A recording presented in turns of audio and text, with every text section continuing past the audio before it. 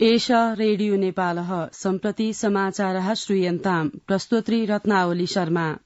राष्ट्रपतिः रामचन्द्र पौडेलः पूर्वाधार निर्माणे निवेशनाय उद्योगी व्यवसायिनः अनुरोणद्धि बागलुङ उद्योग वाणिज्य संघेन आयोजितं सप्तमं बागलुङ महोत्सवं ह्यः उद्घाटयन् राष्ट्रपतिः पौडेलः विश्व पर्यटनापणे नेपालस्य पर्यटकस्थलानि प्रवर्ध्य इमानि स्थलानि आयार्जनस्य समृद्धेश्च आधारस्य रूपेण संस्थापयितुं शक्यन्ते इत्यवोचत्।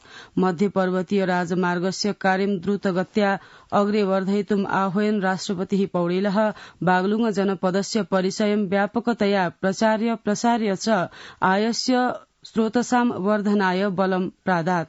राष्ट्रपतिः पौडेलः ढोरपाटन क्षेत्रं पर्यटनाय आखेटाय च प्रख्यातं सदपि अधिकान् पर्यटकान् आकर्षयितुं सफलता न लब्धेति चर्चयन् एतत् क्षेत्रस्य प्रसाराय विशेषं ध्यानं दातुं परामृष्टवान्।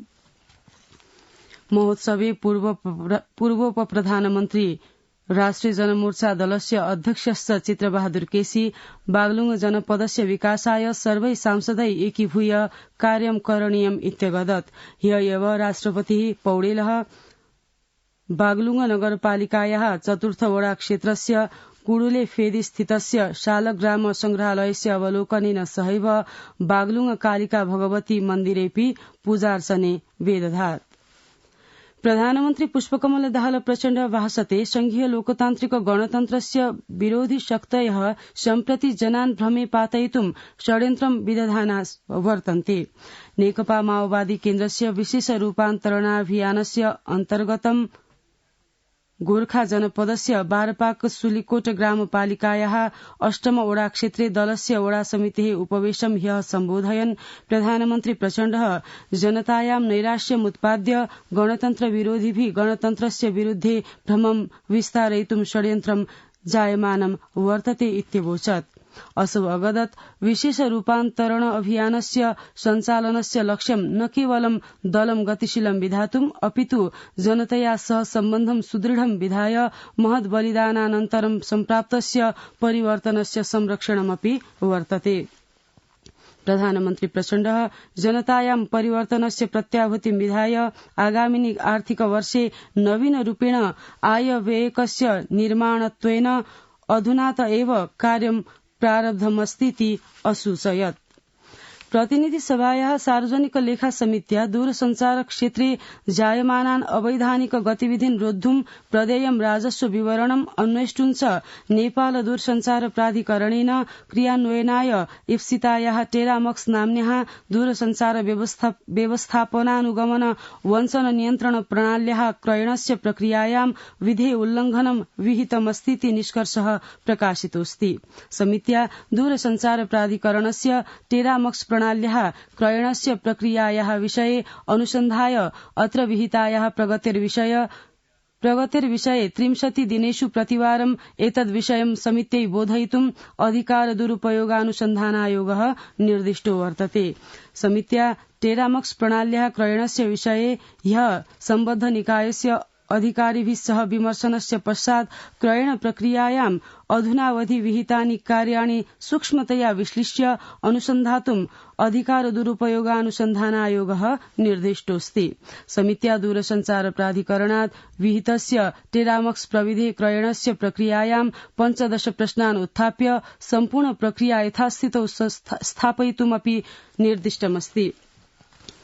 विमर्शने नेपाल दूरसञ्चार प्राधिकरणस्य अध्यक्षेण पुरुषोत्तम खनालेन टेरामक्स प्रणाल्याः क्रयणस्य प्रक्रियायाम् अधुनावधि 52 कोटिः रूप्यकाणि व्ययीकृत्य आवश्यक्यः सर्वाः सामग्र्यः आनीताः सन्तीति ज्ञापितमासीत्। विमर्शने सांसदैः टेरामक्स प्रविधेः क्रयणस्य प्रक्रिया पारदर्शिनी न दृष्टा क्रयण प्रक्रिया अवरोधव्या न्यायालयस्य आदेश न परिपालितः नीतिगतां वैधानिकीञ्च व्यवस्थां विनैव क्रयण प्रक्रिया अग्रे वर्धापिता चेति निगद्य क्रयण प्रक्रियेयम् अवरोधव्येति बलं प्रदत्तम् आसीत्। ज्येष्ठ नागरिकस्य सम्मानः अस्माकं सभ्यतायाः परिचयः इति समाघोषेण तृतीयः ज्येष्ठ नागरिक दिवसः ह्यः विविधैः कार्यक्रमैः सह समायोजितोऽस्ति।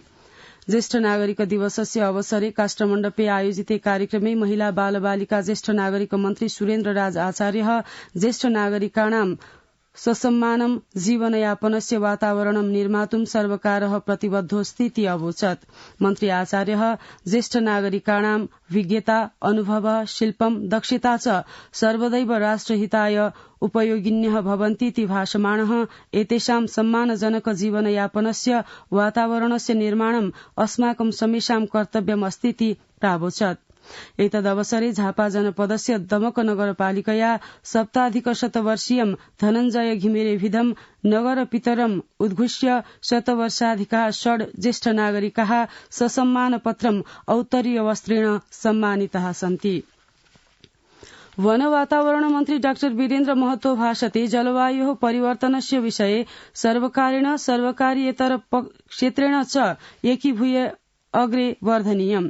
काष्ठमण्डपे ह्य आयोजितायां विश्व जलवायु सम्मेलनस्य उपलब्धय आगामी कार्यदिशाचेति विषयिण्यां गोष्ठ्यां मन्त्री डाक्टर महतो जलवायु परिवर्तनस्य विषय आगामी दिनेषु विश्वस्य कृते महतः समाह्वयस्य विषयोऽस्ति इत्यतः अस्मात् संरक्षितुं विशेष योजनां निर्माय अग्रे वर्धनीयम् इति धारणां व्यक्तवान्। पर्वत जनपदस्य कुष्मा नगरपालिकायाः प्रमुख प्रशासकीयाधिकृतः उदय बहादुर पराजुली आर्थिक वञ्चनस्य आरोपेण प्रहरिणा निगृहीतो वर्तते। प्रमुख प्रशासकीयाधिकृतेन पराजुली इत्यनेन कास्की जनपदस्य पोखरावर्तिनी सहकारी रजिस्ट्रार कार्यालये सेवारतावस्थायां सहकारी संस्थायाः वित्तम् अपचालितम् इति प्रहरिणा आरोपो वर्तते। सहकारी रजिस्ट्रार पदे विद्यमान समये पराजुली इत्यनेन मित्रमिलन वित्त सञ्चयेन ऋण सहकारी संस्थायाः कार्यक्षेत्रस्य विस्तरणस्य क्रमे 1,05,00,000 च रूप्यकाणि उत्कोचरूपेण गृहीतानीति आरोपो वर्तते। इति समाचारः।